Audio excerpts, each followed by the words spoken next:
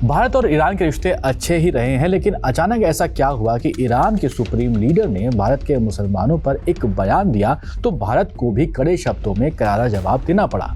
समझते हैं इस वीडियो में आखिर हुआ क्या भारत और ईरान के भी रिश्तों में कुछ कड़वाहट आना शुरू हो गई है। मेरा नाम है सैयद सबान, आप देख रहे हैं स्विच।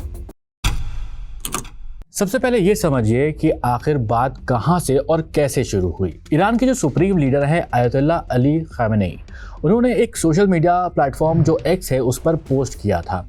वहां पर भारत की जो मुस्लिम कम्युनिटी है उसके बारे में उन्होंने लिखा।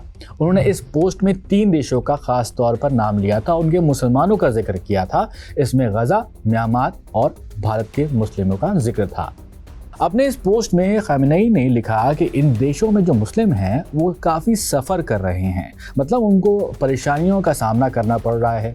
उनके इस पोस्ट का पूरा जो कॉन्टेक्स्ट था वो समझिए तो उनका कहना था कि दुनिया के जो मुस्लिम हैं वो भारत में और गजा में और म्यांमार में जिस तरह से मुस्लिमों के ऊपर अत्याचार हो रहा है, तकलीफ़ में हैं, उनसे अनजान उनको नहीं रहना चाहिए। उन्होंने ये भी कहा कि अगर आप उनके दर्द को नहीं समझ सकते हैं तो आप मुस्लिम नहीं हैं।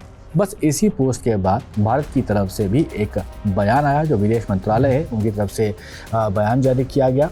इस बयान पर क्या कुछ कहा है वो भी समझते हैं। तो खामेनेई के इस बयान पर भारत के जो विदेश मंत्रालय है उसने काफ़ी तीखे शब्दों में जवाब दिया है। विदेश मंत्रालय की तरफ से कहा गया कि खामेनेई के इस बयान को भारत जो है वो निंदा करता है और इसे एक्सेप्ट नहीं कर सकता है, नहीं किया जा सकता है, और ये पूरी तरह से भ्रम फैलाने वाला बयान है।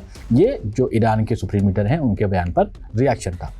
मुस्लिम भारत में माइनॉरिटी हैं, ये सब हम जानते ही हैं, और मंत्रालय ने यहाँ पर लिखा कि माइनॉरिटी के मामले में कमेंट करने वाले जो देश हैं उनको पहले अपने रिकॉर्ड को देखना चाहिए। ये ईरान को कह रहा है भारत का विदेश मंत्रालय।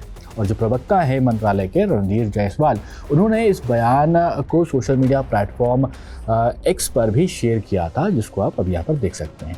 खैर, ये पहली बार नहीं है जब खामेनेई भारत को लेकर कुछ इस तरह के बयान देते हुए नजर आए हैं। 2020 में जब दिल्ली दंगे हुए थे तब खामेनेई ने कहा था कि भारत में मुस्लिमों का नरसंहार हुआ है, दुनिया भर के मुस्लिम इस वक्त शोक में डूबे हुए हैं।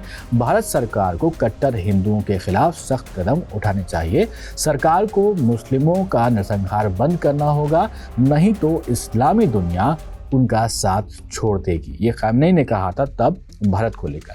इससे पहले कश्मीर पर भी इनके कई विवादित बयान आते रहे हैं। 2017 में भी कश्मीर को गजा, यमन और बहरीन से उन्होंने कंपैरिजन वहां पर कर दिया था। जब साल 2019 में कश्मीर से धारा 370 हटाई गई तब भी भारत के मुस्लिमों पर खामेनेई ने चिंता जाहिर की थी। उस वक्त भी कुछ इसी तरह का बयान उनकी तरफ से आया था।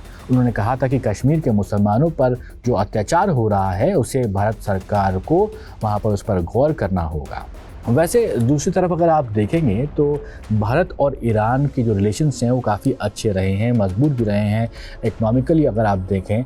और इस बात को यहाँ पर ऐसे समझा जा सकता है कि मई के महीने में ही, अभी हाल ही की बात है, भारत ने ईरान के दक्षिण पूर्व तट पर ईरान के चाबार पोर्ट को डेवलप करने और उसको ऑपरेट करने के लिए लगभग 10 साल का जो कॉन्ट्रैक्ट है उस पर हस्ताक्षर किए हैं। इस पोर्ट से ईरान, अफगानिस्तान और सेंट्रल एशिया के साथ भारत का जो ट्रेड है वो आसानी से कर सकेगा। पहले उसको पाकिस्तान के ज़रिए होकर जाना जाता तो काफ़ी मुश्किलात होती थी। अब ऐसे में आपको क्या लगता है कि ईरान के जो सुप्रीम लीडर हैं उनका जो कमेंट आया है उससे क्या दोनों देशों यानी कि भारत और ईरान के बीच में क्या कोई कड़वाहट आने वाली है? कमेंट बॉक्स में ज़रूर बताइएगा और ऐसे ही वीडियोज़ के लिए आप लगातार देखते रहिए स्विच।